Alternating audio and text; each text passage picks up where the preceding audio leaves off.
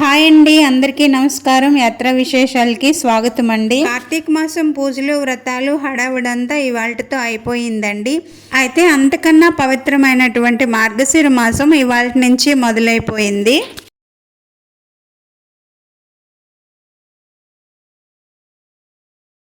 మార్గశిర మాసము లక్ష్మీనారాయణులకు ఎంతో ప్రీతికరమైన మాసం అండి. ఈ మాసంలో చేసే లక్ష్మీ పూజల వల్ల సిరి సంపదలు సకల శుభాలు కలుగుతాయని శాస్త్రాలు కూడా చెప్తున్నాయి. ఈ మాసంలో లక్ష్మీనారాయణుల ఆరాధనతో పాటు ఎన్నో పర్వదినాలు ఉన్నాయండి. కార్తికేయుడు, కాలభైరవుడు, దత్తాత్రేయుడితో పాటు భగవద్గీత అవతరించిన మాసం కూడా ఈ మార్గశిర మాసమే కావడం విశేషం అండి. మాసానాం మార్గశీర్షహం అంటాడు శ్రీకృష్ణ పరమాత్మ. ఈ జగత్తులోని అన్నిట్లోనూ తాను ప్రకటితమై ఉన్నప్పటికీ కొన్నిట్లో తన స్వరూపం తెలుస్తుందని, అలాంటి వాటిలో ఈ మార్గశిర మాసం కూడా తన స్వరూపమేనని చెప్తాడు కృష్ణ భగవానుడు. ఈ నెలలో లక్ష్మీనారాయణుల్ని తులసి దళాలతో పూజించడం పుణ్యప్రదమని, ఆధ్యాత్మికంగా మానసిక శక్తినిచ్చే ఈ మాసంలో వచ్చే గురువారాల్లో మహాలక్ష్మిని పూజిస్తే ఆయుర ఆరోగ్యాలు సిరి సంపదలు వృద్ధి చెందుతాయని పురాణాలు చెబుతున్నాయండి. ఈ నెల రోజులు కూడా శుభప్రదమైనవే అయినప్పటికీ కొన్ని ప్రత్యేకమైన పర్వదినాలు కూడా ఉన్నాయి. ఈ నెలలో వచ్చిన షష్ఠిని సుబ్రహ్మణ్య షష్ఠి అంటారండి. శివపార్వతుల కుమారుడైన సుబ్రహ్మణ్యుడు తారకాసుర సంహారం కోసం అవతరించిన దినమే సుబ్రహ్మణ్య షష్ఠి. అలాగే మార్గశిర శుద్ధ అష్టమిని కాలభైరవ అష్టమి అంటాము. ఈశ్వరుడు కాలస్వరూపంగా ప్రకటితమైన అవతారం ఇది. కాలభైరవుడు కాశీపట్టణానికి క్షేత్రపాలకుడిగా ఉంటూ అక్కడ మరణించిన భక్తుల పాపపుణ్యాలను స్వయంగా లెక్కిస్తుంటాడని చెబుతారు. శునకము కాలభైరవ స్వరూపం కాబట్టి ఈ రోజున అంటే మార్గశిర శుద్ధ అష్టమి నాడు శునకాన్ని పూజించి గారెల దండను శునకం మెడలో వేస్తే మంచిదని చెప్తారండి. ఈ నెలలో వచ్చే త్రయోదశి నాడు ద్రౌపది హనుమంతుని వ్రతాన్ని చేసిందని చెబుతారండి. దీన్ని వేదవ్యాసుడు ధర్మరాజుకు చెబితే ధర్మరాజు ద్రౌపది చేత ఈ వ్రతం చేయించాడని శాస్త్రాలు చెబుతున్నాయి.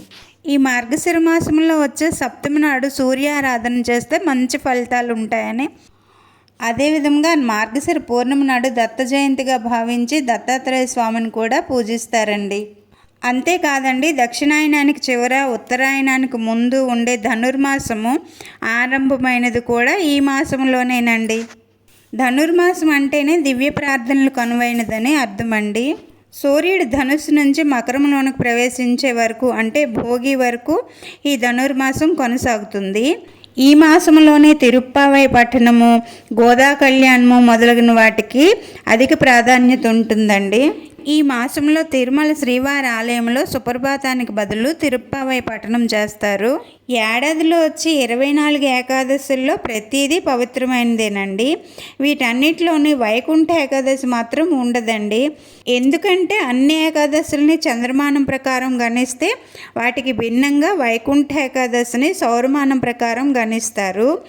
సూర్యుడు ఉత్తరాయణానికి మారే ముందు వచ్చే ధనుర్మాస శుద్ధ ఏకాదశిని ముక్కోటి ఏకాదశి, వైకుంఠ ఏకాదశి, స్వర్గద్వార ఏకాదశి, మోక్ష ఏకాదశి అంటూ పిలిచే ఈ ఏకాదశి రోజునే శ్రీ మహావిష్ణువు కొలువై ఉన్న వైకుంఠంలోని వాకిళ్ళు తెరుచుకుంటాయని అంటారు.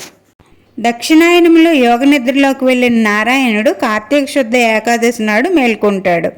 అలా మేల్కొన్న స్వామిని దర్శించుకునేందుకు ముక్కోటి దేవతలు మార్గశిర మాసంలో వచ్చే ఏకాదశి రోజున వైకుంఠానికి చేరుకుంటారు. అందుకే దీన్ని ముక్కోటి ఏకాదశి, వైకుంఠ ఏకాదశి అని పిలుస్తారు. ఈ రోజున ఉత్తర ద్వార దర్శనం చేసుకుంటే వైకుంఠ ప్రాప్తి కలుగుతుందని భక్తులు నమ్ముతారు.